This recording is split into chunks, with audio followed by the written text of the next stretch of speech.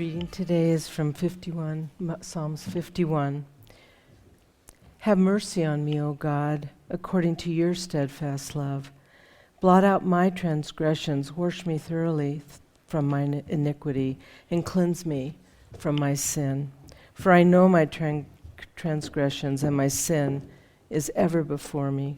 Against you alone have I sinned, and done what is evil in your sight, so that you are justified in your sentence to me, and blameless when you pass judgment. Indeed, I was born guilty, a sinner when my mother conceived me. You desire truth in the inward being, therefore teach me wisdom in my secret heart. Purge me with hyssop, and I shall be clean. Wash me, and I shall be whiter than snow. Let me hear joy and gladness. Let the bones that you have crushed rejoice. Hide your face from my sins and blot out all my iniquities. Create in me a clean heart, O God, and put a new and right spirit within me. Do not cast me away from your presence, and do not take your Holy Spirit from me. Restore to me the joy of your salvation, and sustain in me a willing spirit. Then I will teach transgressors your ways, and sinners will return to you. Deliver me from bloodshed, O God of my salvation. And my tongue shall sing aloud of your deliverance. O Lord, open my lips, and my mouth will declare your praise. For you have no delight in sacrifice. If I were to give a burnt offering, you would not be pleased. The sacrifice acceptable to God is a broken spirit. A broken and contrite heart, O God, you will not despise. Do good to Zion in your good pleasure. Rebuild the walls of Jerusalem. Then you will delight in right sacrifices, in burnt offerings and whole burnt offerings. Then bulls will be offered on your altar. Nice job. Thanks, Kate. Hey, good afternoon. What a weird context in which we all meet, but thank you so much, you guys, for the music. That is very special. So, some of you were raised with Ash Wednesday, some of you maybe like myself weren't, and for me there's this constant conversation of trusting the value, but also this fun exercise of like, why is there value? And I think the question that I want to ask is like, can you think of the last time like you were legitimately in trouble? Remember that feeling? Like, and I'm not talking about your spouse on the drive here. Like, let's talk about someone whose opinion matters. But do you remember that feeling? I was thinking about it this week, and when I think I was a junior in high school, I came back from lunch when, quite frankly, I'd been up to no good, and I sat down in Mr. O'Neill's U.S. history class. And Mr. O'Neill and I had a little bit of a background because he was my middle school football coach, and he was the offensive coordinator, and I was quarterback, and we were 0-13-1, so I never played in high school. There wasn't much talent there.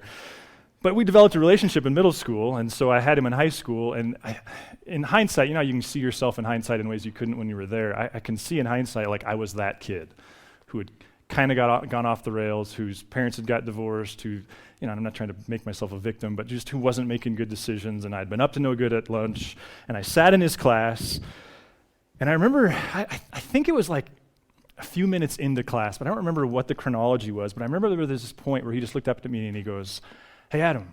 And I looked at him and he said, "Do you smell something?" It was very scary because I spent the rest of the period thinking like, okay, so when does he usher me to the office, or when do I go to jail, or whatever it would be. But that feeling, like, do you remember that feeling? Maybe it's been since you were a child, but just that feeling of like, I've done wrong, I'm in trouble, this is going to cost me.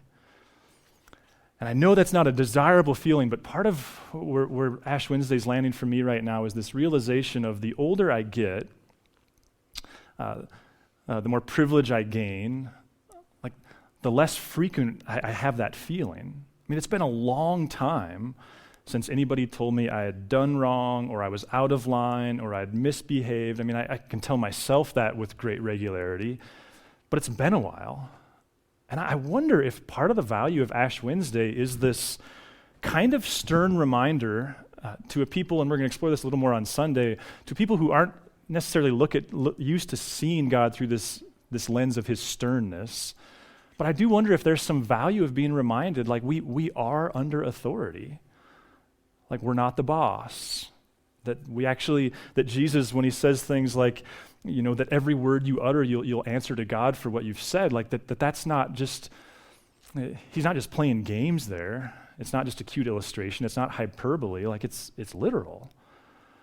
And I wonder if part of the value then of this next season of 40 days minus the Sundays is just living, albeit temporarily, in this heightened sense of, what I do with my life matters. The moral decisions I make matter. Who I become matters. Like I will ultimately answer to God. I don't have a lot of familiarity with Psalm 51. If you were raised in a liturgical setting, you probably do, because it's a favorite of that tradition. But I didn't pick Psalm 51, nor did Justin or Lexi or anybody else. You could say Psalm 51 picked us, because it's taken directly from the lectionary, which you may or may not have familiarity with, but the version that's most prominent now dates back to the early 50s. But before that, there were versions that go all the way back, really all the way to the time of Jesus, because in fact, you can see in the Gospels, when Jesus strode into the temple, when he went to synagogue and read from the Torah scrolls, or the scroll of Isaiah, he didn't just pick that. It coincided with, this was the reading we do on this day. And so with the lectionary, what you have in Psalm 51 is, and this is, I guess, where I'm starting to find some meaning in tradition, is you have a reading that people from outside of our lifetime and outside of our context, they made this decision of hey, every 3 years on Ash Wednesday, you should sit with this psalm and just the ideas behind it.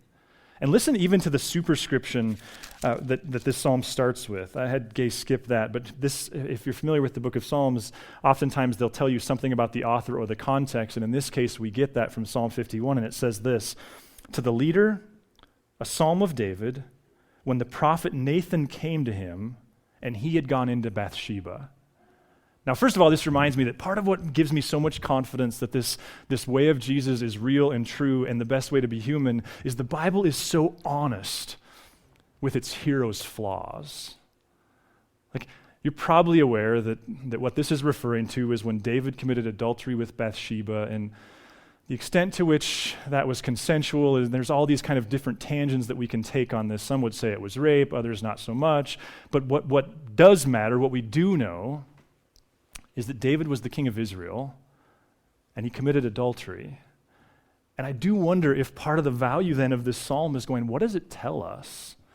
That the most powerful man in Israel, man and king, also had to face God on a one-on-one basis. I mean, listen to then how it starts. "Have mercy on me, O God, according to your steadfast love.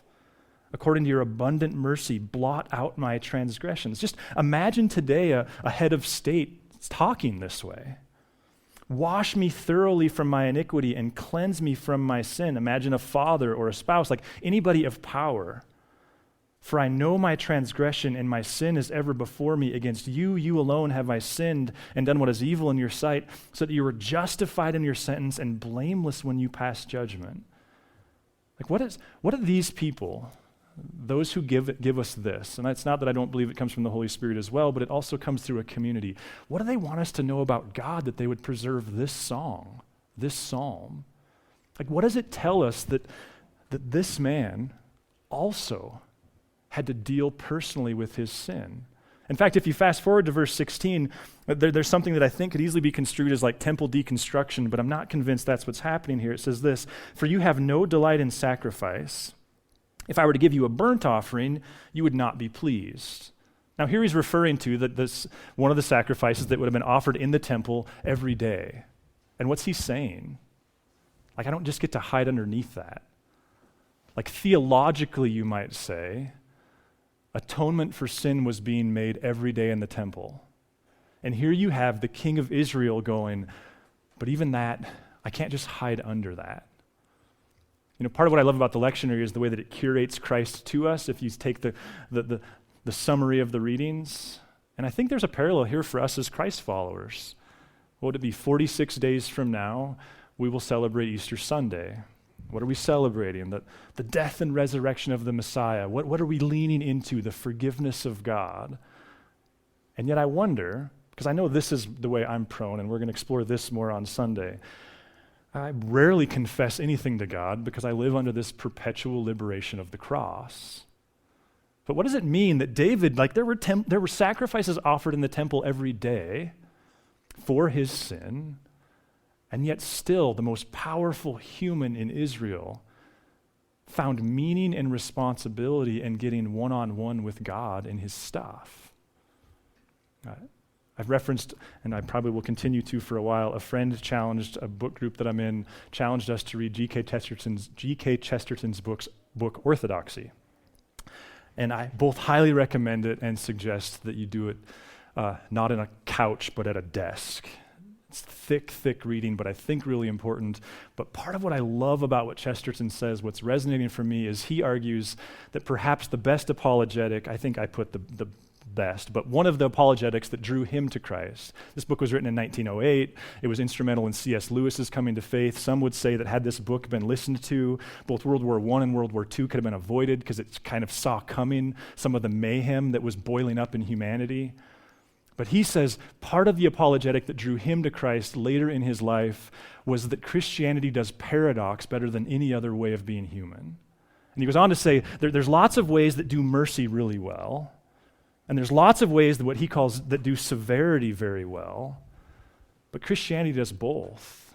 He also makes note of, within Christian tradition, you have pacifism and you have just war. And he argues that that doesn't discredit it, it gives it greater credit, that it accounts for paradox. And it's in this psalm. As a people, and I know this is true of me, maybe it's not you, who are so accustomed to God's mercy, it's in this psalm. Listen again to verse 1. Have mercy on me, O God. Is God merciful? Is that a true statement? Is it a true claim to his character? Is it really the way he functions? According to your steadfast love. That word steadfast love there, some would argue, my friend Vern has it tattooed on his calf, some would argue that it's the most important word in the whole Bible. It's the word hesed. It's the long-suffering, it's the loyal love of God. It's what the book of Ruth is all about, and I can't wait to go through that together this summer in late July. Is God's love loyal? Because remember, loyalty by definition, it doesn't depend upon what you do, it depends on who he is. It's the difference between covenant and contract. Is God loyal? But notice also the psalm doesn't stop there. Wash me thoroughly from my iniquity and cleanse me from my sin. See, this is where I just think immediately of Chesterton. There's the paradox. How could God be merciful and yet also require that I deal honestly and forthrightly with him with respect to my sin? How could God be merciful and at the same time might cling to the fact that truth matters, that ideas matter, that little micro decisions I make, they add up to something? Because listen to where the psalm goes next. Verse 6, you desire truth in the inward being. Therefore teach me wisdom in my secret heart. What's the claim there? Is truth intuitive? Are the best versions of truth and morality that which humans arrive at on their own? This reminds me of C.S. Lewis's book, Abolition of Man, where he argues quite passionately that morality is something that often isn't intuitive, but that doesn't mean that we don't have to be instructed in it. And notice the King of Israel, who writes the law, who does whatever he wants, is acknowledging that he has a responsibility before God to learn what is right and true and beautiful and good. Not just so that he can look at himself in the mirror, but because he's the King of Israel. You might say all of creation in that moment depends upon how he shows up in the world. Listen, I don't know what kind of commitment you've made around Lent. My assumption is that the fact that you're here in the middle of a 0-degree day says that you've thought through Lent. I don't know what you've given up or what new tasks you've taken on. My hope is that for us, this will be this heightened season where we tend honestly to okay, God, what's the character stuff that's become habitual in me that actually isn't pleasing to you? What are the little things that every time I walk out my front door are reinforced to me as perfectly acceptable? But you would have me go, no, I want to deal with this one. And I find some what would be the word? Some comfort in the fact that, like, to the extent to which God keeps track, that I'm never going to get to deal with the whole list.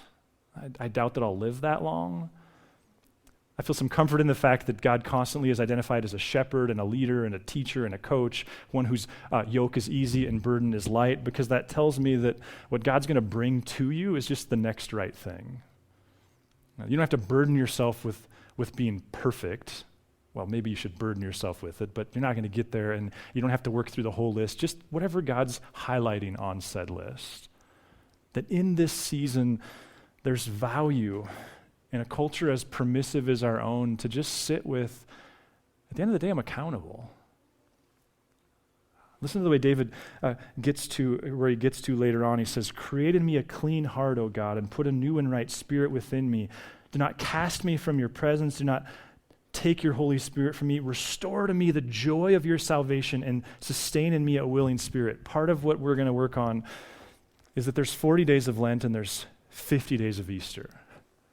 So the point of celebration comes, and part of what I'm hoping is that in this season of just paying attention, Easter and the days between Easter and Pentecost take on new meaning as you do sit with where you need forgiveness, and then you celebrate for 50 days, and we together, the joy of your salvation.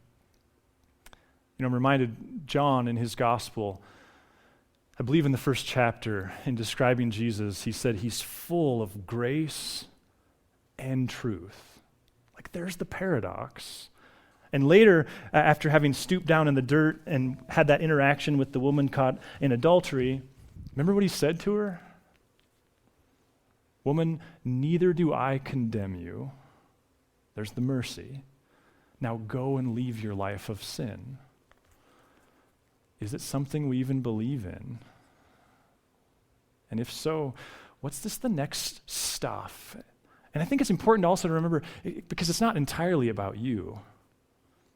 It's about the mom you aspire to be, and the husband you aspire to be, and the community member you aspire to be, and whatever your occupation or vocation, God's hope for the world is as a people in whom he dwells.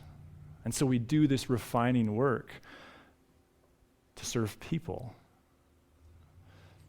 I was in my office this week, and there's this picture that I've had on the wall since, I think, 2010. I'm not entirely sure. It's a picture of my three boys who at the time were like, I want to say like 6, 4, and 3, but I'm the dad who's like, I don't know, they might have been 12. I don't know. It's all kind of fuzzy in my head.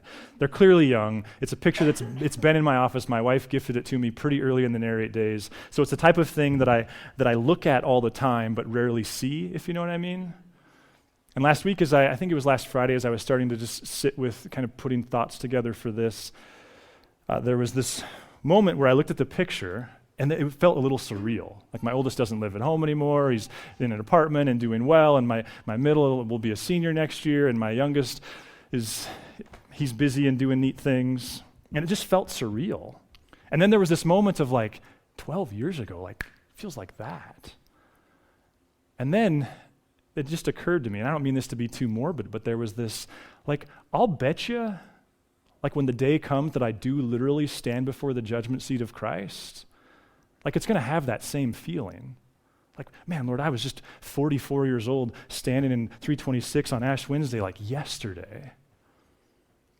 And part, therefore, I think of the gift of Ash Wednesday is the mercy of, we can avoid this, but it's a central, vital, and important part of what it means to be human and what it means to be followers of the way.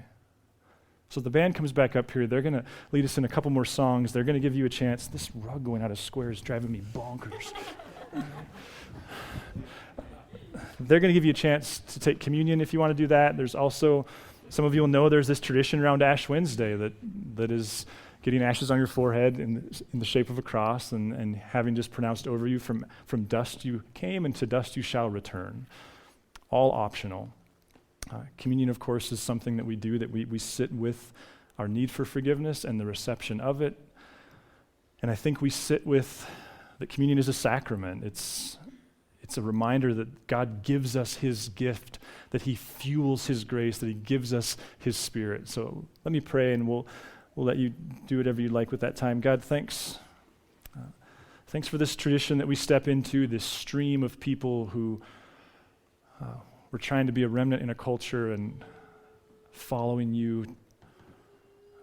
Thanks, God, for the death of your Son, the resurrection of your Son. Thanks that miracles are a central part of who you are. And God, thanks for this bread and this wine, and we ask that you would take our ordinary everyday lives and send your Spirit into them and us into the world, and that you would take this ordinary everyday bread and send your Spirit into them and into us to fuel our presence with you in the world. Amen.